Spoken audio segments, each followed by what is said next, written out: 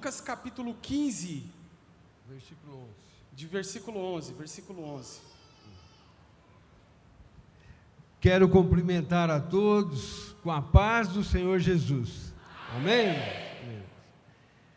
Irmãos, o texto, então, é um texto muito conhecido, a parábola do filho pródigo. Então, eu quero tecer primeiro um pequeno comentário aqui, depois eu entro na parábola. Você não vai falar de mim, não, né? No finzinho. Tá bom.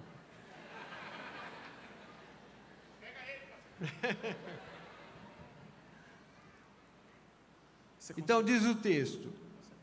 Hã? Consegue ler lá? Você não vira. Ali, ó. Eu não enxergo. Quer que eu leia para você? É para ele não virar, para ele não ficar desequilibrando. O nariz já ficou pequeno, não dá para pôr o óculos mais para frente. Vamos lá. o óculos. Jesus continuou: um homem tinha 2 filhos. O mais novo disse ao seu pai: Pai, quero a minha parte na herança.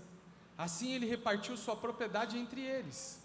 Não muito tempo depois, o filho mais novo reuniu tudo que tinha e foi para uma região distante. E lá desperdiçou os seus bens, vivendo irresponsavelmente. Ok.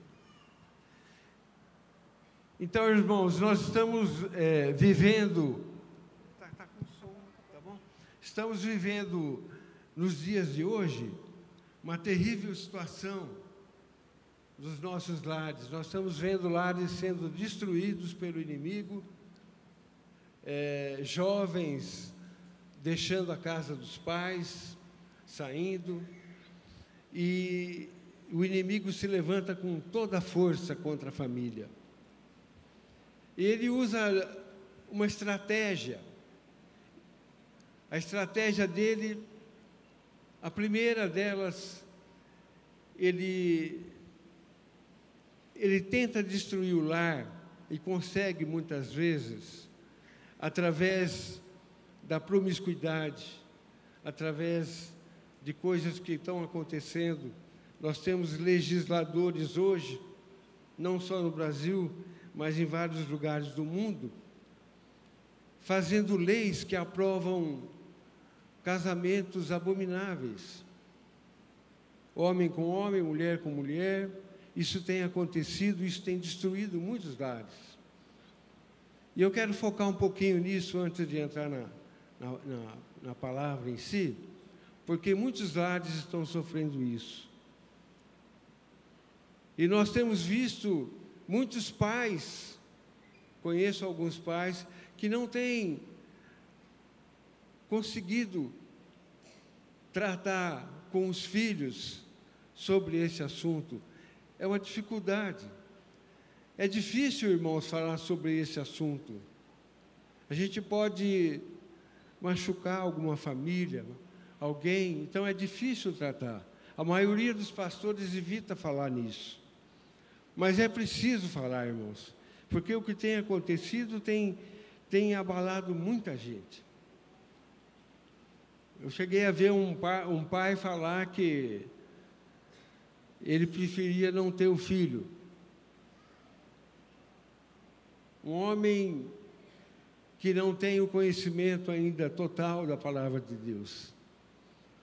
Porque a palavra de Deus diz que, apesar dela falar lá em Coríntios, no capítulo 6, de que quem pratica tais pecados, iniquidades, e ali ele cita várias delas, não entrarão no reino dos céus. Então isso é muito sério.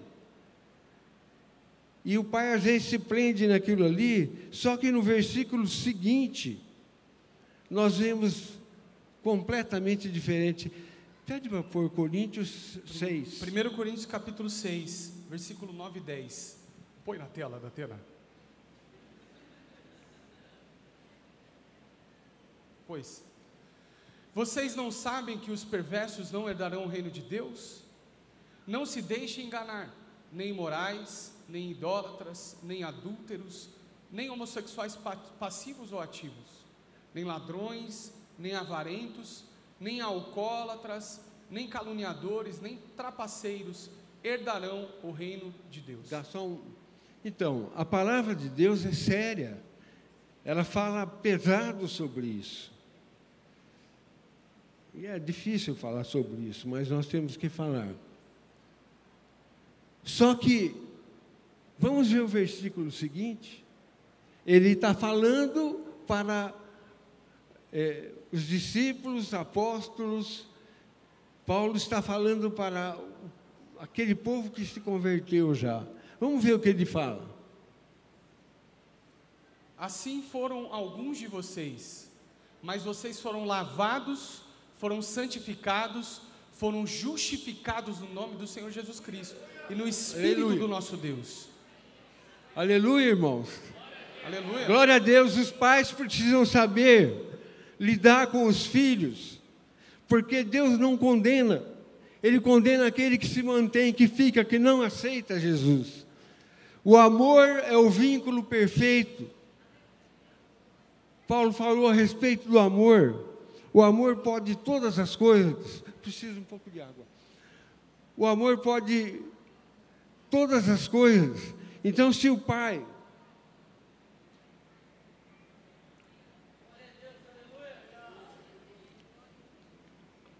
tiver a paciência, ao invés de expulsar o filho de casa, se ele sentar com o filho e falar de Jesus para ele, falar do amor que Jesus ensinou como sendo o maior mandamento, amar a Deus sobre todas as coisas e ao próximo como a si mesmo, a situação muda completamente. Não é preciso um pai ver um filho sair de casa, não é preciso a mãe chorar por um filho. Que pai que faz isso, querendo fazer, é porque foi criado numa sociedade machista e não aprendeu a palavra do Senhor. Então, esse pai tem que meditar, falar com o filho, explicar para ele as consequências do pecado. Mas, irmãos, a outra estratégia do diabo é atacando aqueles lares que já são de acordo com as regras da sociedade, de acordo com o ensinamento de Deus. Ele está entrando nesses lares também. E ele joga discórdia. Homem contra a mulher contra o homem. E os pais presenciam isso. E os filhos presenciam isso. Então, ele ataca nas duas frentes, onde ele não conhece a Deus, e naqueles lares também que conhecem a Deus, o inimigo está atacando. E está destruindo. Nós estamos vendo aí quantas coisas acontecendo. Certa vez Jesus estava com os discípulos dele e falou para ele: olha, eu vou ser morto, vou ser crucificado, no terceiro dia eu volto. E os discípulos esperaram acontecer aquela situação. Mas Jesus, quando ele voltou,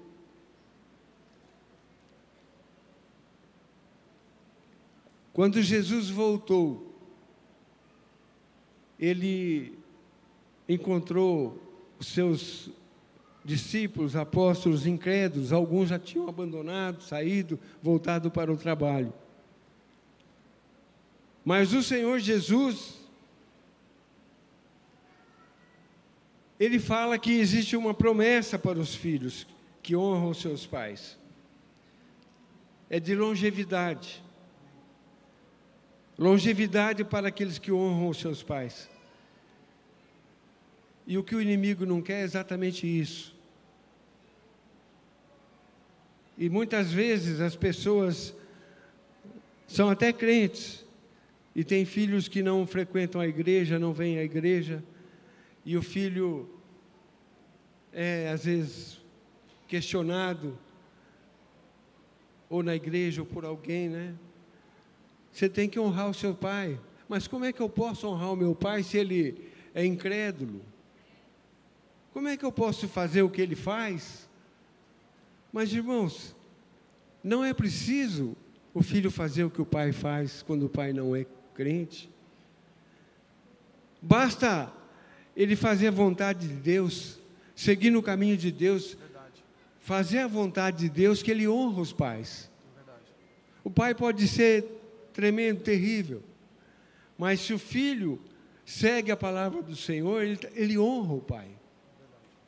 Então, o que nós precisamos falar mais, irmãos, é a respeito disso com os nossos filhos, com os nossos parentes, amigos, falar a esse respeito.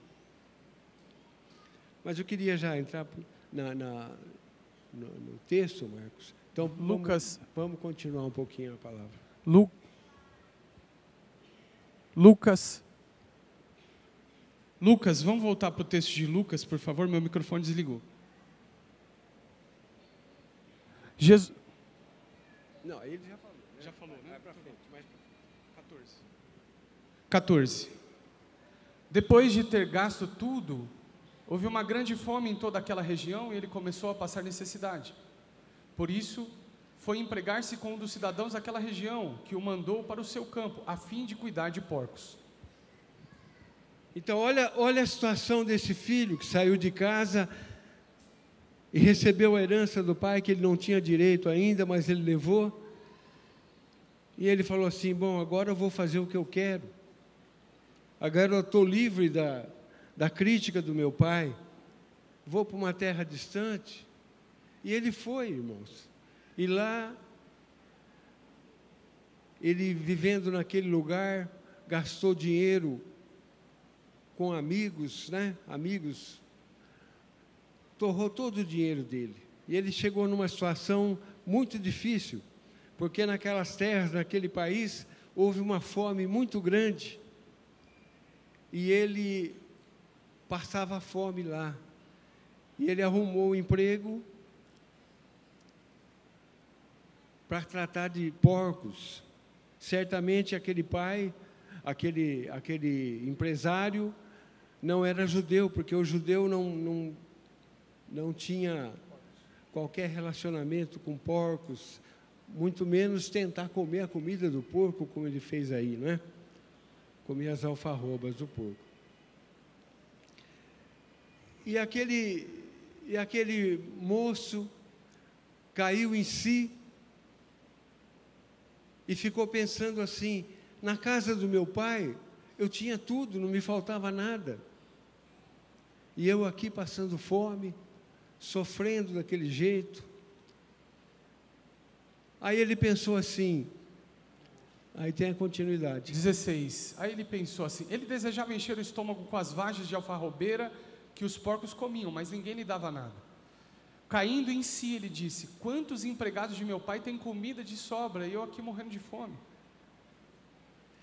Aí ele pensou no coração dele, Deus falou com ele, vou voltar para a casa do meu pai, vou chegar lá e dizer para ele, pai, pequei contra Deus e contra ti, já não sou digno de ser chamado seu filho. Mas o pai certamente receberia ele com festa. E ele se dirigiu, então, para a casa do pai. E aquele pai, irmãos, quantas vezes aquele pai aguardou o filho dele, esperando o filho dele chegar? Quantas vezes ele foi até a porteira da fazenda e olhou o caminho, na esperança de ver o filho voltando? Aí eu falo um pouco de você. A gente tinha combinado para não falar. Não tinha combinado. Quantas vezes, irmãos? Sei que alguns pais aqui também já fizeram isso. Quantas vezes, de madrugada, eu saí naquele portão e olhei lá no Baeta Neves, esperava o ônibus passar, e as horas iam passando, e não sabia onde meu filho estava. E nós ficávamos naquela angústia, ligava às vezes para o hospital, para a polícia, e meu filho não voltava. Eu entrava para dentro, depois tornava a voltar, esperar o outro ônibus.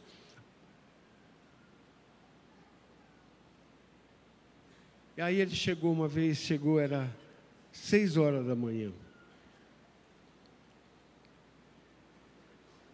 Como era difícil, irmãos. Graças a Deus minhas filhas não estão aqui hoje. Eu não sabia exatamente onde ele estava. Mas Deus faz as coisas de uma forma inequívoca. Ele participava do pagode.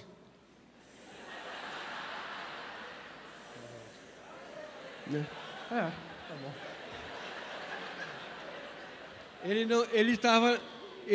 Nós tínhamos levado ele para a igreja todos os domingos, e ele estava crescendo dentro da igreja, mas no fim de semana ele ia para o pagode. E até que um dia, irmãos, ele estava lá, e depois eu fiquei sabendo, num posto de gasolina, ele tocava junto com os amigos, e ele estava sentado aqui, e o outro rapaz tocando o pandeiro do lado dele, e chegou uma pessoa e deu um tiro na cara do amigo dele. E o menino morreu. Morreu ali. Depois disso, irmãos, Deus voltou a falar com ele. Ele saía sexta-feira à noite, voltava no outro dia, no sábado cedo. E aí, ele ia num carro com os amigos, e ele ia deitado. Talvez você queira contar isso, explicar isso melhor que eu. Eu conto.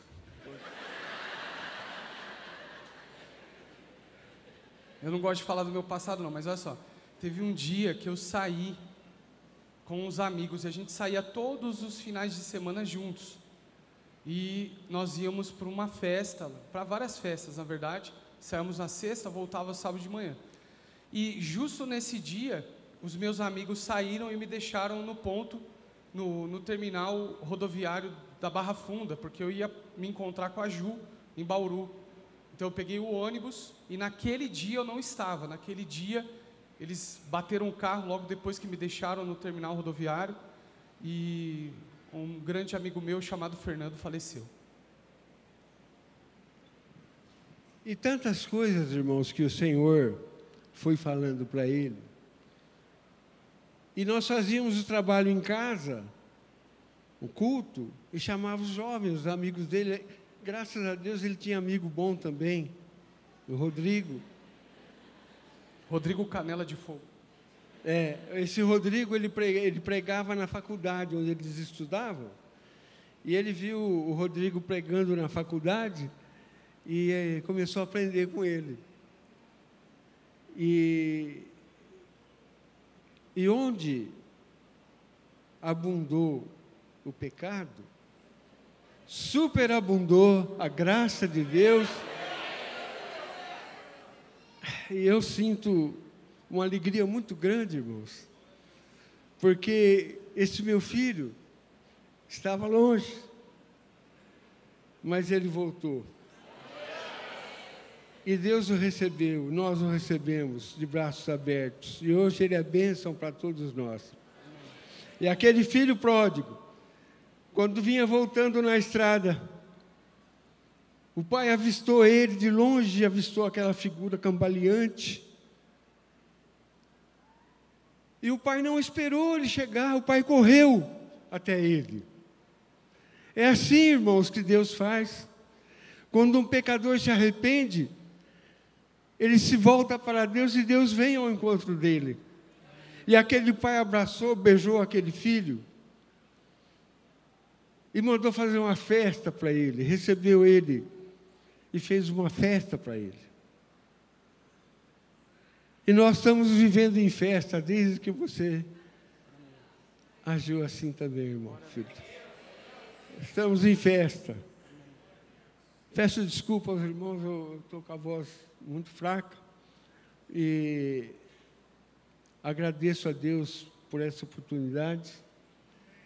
E gostaria de pedir para você, filho, que você continue firme nos propósitos do Senhor, que eu sei que você está firme nos propósitos do Senhor. A alegria da sua mãe, a minha, é indescritível, de sua família, de seus irmãos, de todos da família. E nós nos orgulhamos muito de você. Deus abençoe a todos, irmãos.